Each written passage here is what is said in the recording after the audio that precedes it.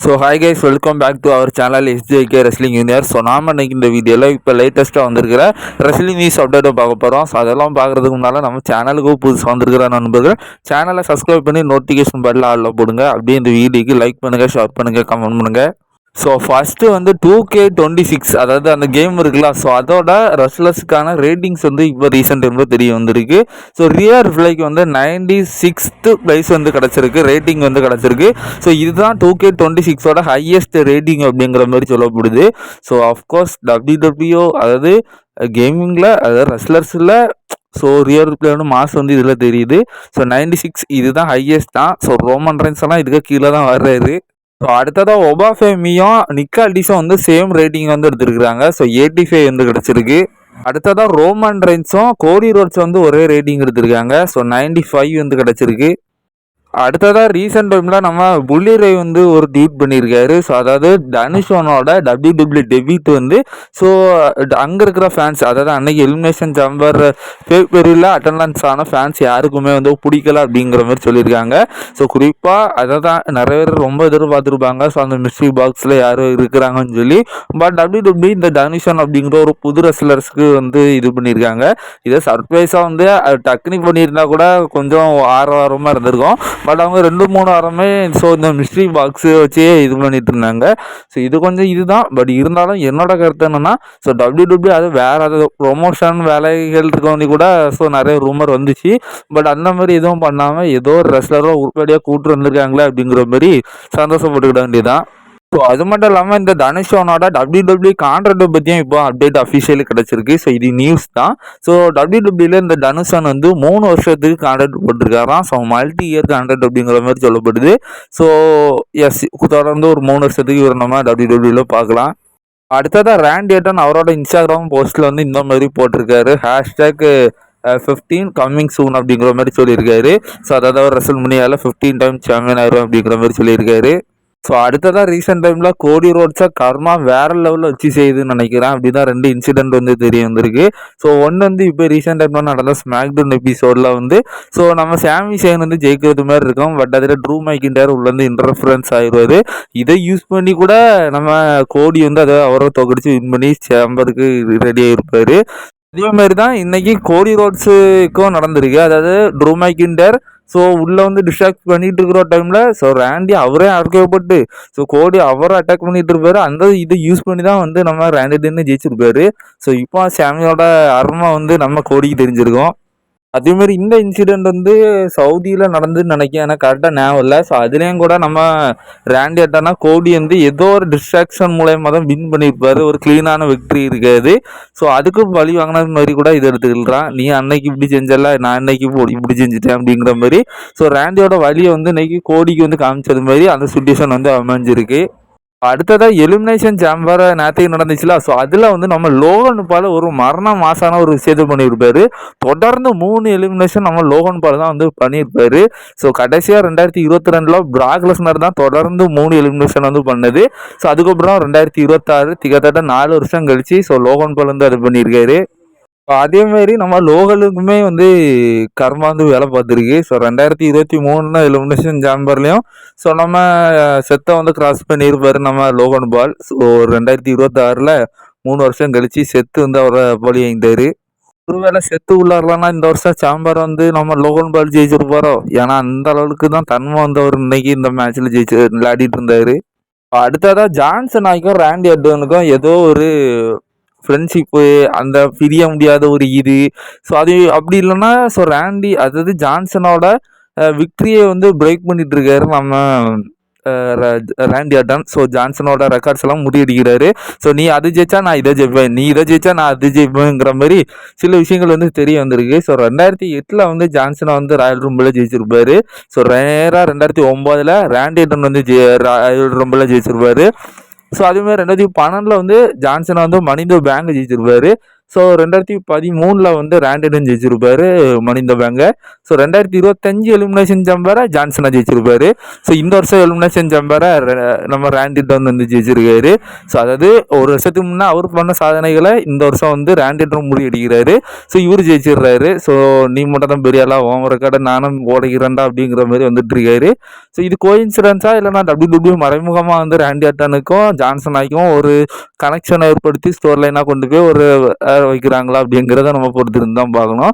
So இதெல்லாம் வச்சு பார்க்குறப்போ ஜான்சனை வந்து 17 தடவை வேர்ல்டு சாம்பியன், ஸோ ரேண்டி ஆர்டன் 18 தடவை வேர்ல்டு சாம்பியன் ஆக்கிடுவாங்களோ.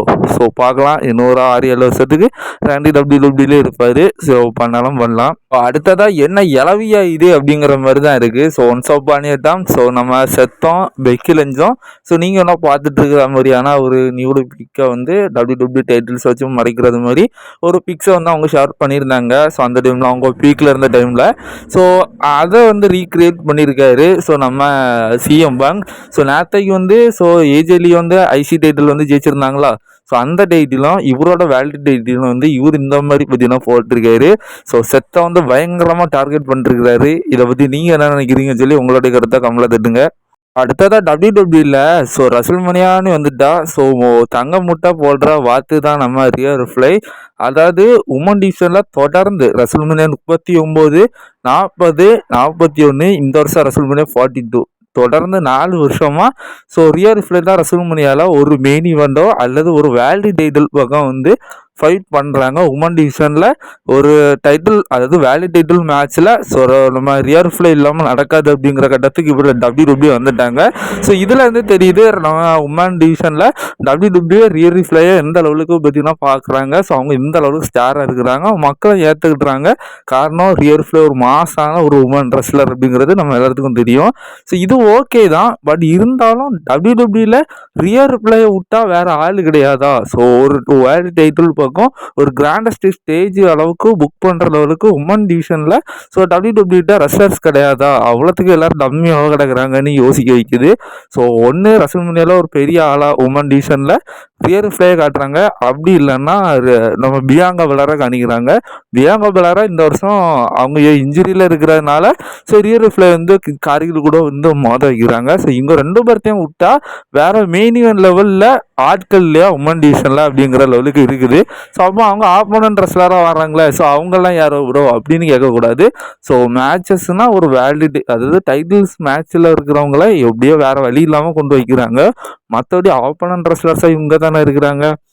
ஸோ வேறு வழி இல்லாத பட்சத்தில் தான் அனதர் ரெஸ்லர்ஸை கொஞ்சம் பெரிய, அதாவது ஒரு பாப்புலர் ரெஸ்லர்ஸாக கொண்டு விட்றாங்க. மற்றபடி WWE ஒரு டாமினேட்டடாக பார்க்குறது இந்த பியாங்கா பெலாரையும். ஸோ ஜெயிட் காரிகள் இப்போ புதுசாக வந்திருக்காங்க, அவங்களையும் அதுக்கப்புறம் பியாங்கா பெலார்.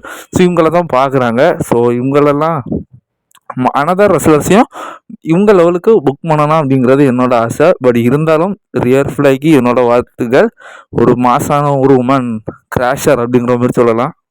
நேற்று போட்ட அப்டேட் இதிலே சொல்லியிருந்தேன். So Cody Rhodes versus Drew மேக்கின்டையருக்கான அன்டிஸ்ட்ரிபியூட்டட் டைட்டில் மேட்ச் வந்து வரக்கூடிய ஸ்மாக்டவுன் எபிசோட்ல வந்து நடக்க போகுது. ஸோ அதோட காரணம் அது எங்கே கொண்டு போய் நிற்க போகுது, ஸோ அந்த மேட்ச் ரெசல்மனியா 42 ஃபேட்டல் 4-வே மாறுறது எப்படி அப்படிங்கிற ஒரு டீட்டெயிலாக வந்து நேற்று போட்ட வீடியோவில் வந்து நான் போட்டிருக்கேன், பார்க்காதவங்க பார்த்துக்கோங்க. பட் இப்போ அந்த மேட்ச்சை கன்ஃபார்ம் பண்ணது தான் உண்டு. ஸோ இன்டர்நெட்டில் ஃபேன்ஸ் எல்லாரும் ஒரு பயங்கரமான குழப்பத்தில் ஆயிட்டாங்க. ஸோ ஒரு வகையில் ஒரு இந்த நப்போ கிட் கோடி அப்படிங்கிற மாதிரி கூட ஸோ ஃபேன்ஸ் எல்லாரும் ஒரு குழப்பத்தில் வந்து ஃபேன்ஸ் எல்லாரும் கோடியோ எதுக்காக இப்படி புஷ் பண்ணுறீங்க அப்படிங்கிற மாதிரி கேட்குறாங்க. ஸோ இதுக்கான ஒரு காரணம் எதற்காக வந்து அவங்க இப்படி சொல்கிறாங்க அப்படிங்கிற மாதிரி ஒரு விஷயம் தெரிய வந்திருக்கு. ஸோ அதாவது ரெசல்மனியா 40 வந்து நம்ம ரோமன் ரெயின்ஸ் அவரோட அன்டிஸ்ட்ரிபியூட்டட் டைட்டில், அதாவது 1316 நாள் ரெய்னிங்கை வந்து அன்னைக்கு வந்து லாஸ் பண்ணியிருந்தாரு. ஸோ பட் அவர் அன்னைக்கு தோற்றது தான். அதுக்கப்புறமா அவருக்கு ஒரு ரீமேட்ச் வேணும் அப்படிங்கிற மாதிரி ஸோ அவர் எந்த இடத்துலையுமே வந்து கேட்கல, ஈவன் கோடி ரோட்ஸ்கிட்ட. ஸோ அந்த மேட்சை வந்து அவர் கேட்டிருக்கலாம், WWE அது வாய்ப்பு உண்டு. பட் அதை வந்து வாய்ப்பு அவருக்கு கேட்கவும் இல்லை, WWE அந்த ரீமேட்ச் வந்து அவருக்கு செட் பண்ணவும் இல்லை. பட் நம்ம கோடி ரோட்ஸ் பக்கம் வந்தோம் அப்படின்னா ஸோ கோடி ரோட்ஸ் இப்போ தான் அந்த டைட்டிலை தோத்தாரு. அது மட்டும் இல்லாமல் இப்போ அவருக்காக அது போராடி இப்போ திரும்பவும் அவருக்கு அதுக்கான வாய்ப்பு வந்து கிடச்சிருக்கு.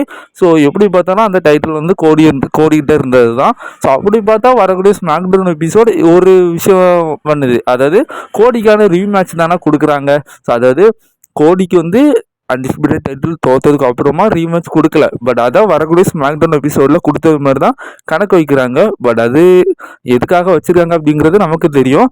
பட் அது அது ஒரு அஃபிஷியல் படி. ஸோ ஒரு சட்டத்தின் படி வந்து ஸோ அது வந்து ரீமேட்சாக வந்து கன்சிடர் ஆகுது. அப்போ ரோமன் ரைன்ஸ் மட்டும் என்னையா அப்படிங்கிற ஒரு குழப்பம் ஃபேன்ஸ் மத்தியில் ஏற்படுது. ஸோ நம்ம எல்லாருக்கும் தெரியும். ஸோ அது வந்து ஸ்டோரி லைன் காரணமாக தான் நடக்க போகுது. பட் இருந்தாலும் அந்த சட்டத்தின்படி ரோமன் ரைன்ஸ்க்கும் ஒரு வாய்ப்பு கொடுத்துருக்கணும். பட் அவருக்கு கொடுக்கல. ஸோ இந்த கோடிக்கு மட்டும் ஏன் இப்படி கொடுக்குறாங்க அப்படிங்கிறது ஃபேன்ஸோட கருத்து. ஸோ இதை பற்றி நம்ம ஒன்றும் விளக்க தேவையில்லை. ஏன்னா எல்லாம் ஸ்டோரி லைன் காரணம் தான். ஸோ இதை சில ஃபேன்ஸ் வந்து புரியாமல் இருக்கிறாங்க. பட் ரோமன் ரைன்ஸ் அவர் ஒரு பெரிய டாமினேட்டர். அவர் வந்தாலே அந்த ஷோ வந்து ஒரு பெரிய லெவலில் தான் இருக்கும். அவருக்கு டைட்டில் கூட தேவையில்லை. ஸோ அவர் தான் டைட்டிலோட பெரிய ஒரு மாதம் வந்து வச்சுருக்காரு. ஸோ அவருக்கு டைட்டில் இல்லை அப்படிங்கிறது தெரியும். ஸோ பட் கோடி அவர் தான் WWE ஒரு ஃபியூச்சராக பார்க்குறாங்க. ஸோ அவர் தான் ஒரு பிராண்டாகவும் பார்க்குறாங்க.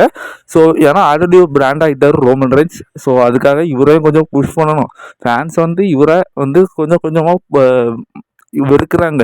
ஸோ இவரை நம்ம ஒரு சீனா லெவலுக்காவது காமிக்கணும் அப்படிங்கிற ஒரு காரணத்துக்காண்டி தான் ஸோ அவருக்கு வந்து ஒரு சின்ன புஷ்ஷை வந்து கொடுத்துட்டு வர்றாங்க. பட் ரோமன் ரைன்ஸுக்கெல்லாம் அந்த புஷ்ஷெல்லாம் கடந்துட்டாருங்க. ஸோ அவர் வருஷத்துக்கு ஒரு மேட்ச்சில் ஆனாலும் ஸோ அவருக்கான மாஸ் தான் அப்படிங்கிறது என்னோட கருத்து. ஸோ உங்களோட கருத்தாக கம்மலை திட்டுங்க.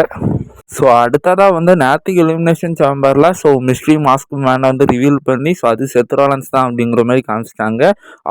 அதுக்கு முந்தின நாள் வந்து அந்த ஒரு ஆள் ஸோ அந்த ஒரு மிஸ்ட்ரி மேன் யார் அப்படிங்கிறது எல்லாத்துக்கும் ஒரு குழப்பம் இருக்கும். ஃபஸ்ட்டு அது எதுக்கு அவரை கொண்டு அன்னைக்கு நிறுத்தினாங்க அப்படிங்கிறதையும் ஸோ நம்ம அன்னைக்கே போட்டால் அப்டேட்டில் வந்து பேசியிருந்தோம். இப்போ ஆனால் அந்த மனுஷன் யார், ஸோ அவர் யார் அப்படிங்கிற ஒரு லெவலில் வந்து தெரிய வந்திருக்கு. ஸோ குறிப்பாக வந்து செத்ரோலன்ஸ் வந்து ஒரு ரெஸ்லிங் கம்பெனி வந்து நடத்துகிறாரு, ட்ரைனிங் சென்டர் மாதிரி ஒன்று நடத்துகிறாரு. ஸோ அங்கே அவரோட ஸ்டூடெண்ட் தான் வந்து இந்த இப்போ நடந்த ஸ்மாக்டவுன் எபிசோடில் வந்து மிஸ்ட்ரி மேன் குறிப்பாக செத்ரோலன்ஸோட ஸ்டூடெண்ட் நல்லா கவனிச்சுக்கோங்க. ஸோ அவர் தான் அதுக்கு முந்தின வாரம் நடந்ததில் வந்தது. ஸோ நேராக அடுத்த நாள் வந்து எலிமினேஷன் சேம்பரில் வந்து செத்ரோலன்ஸ் வந்து ரிவீல் ஆகிட்டாரு.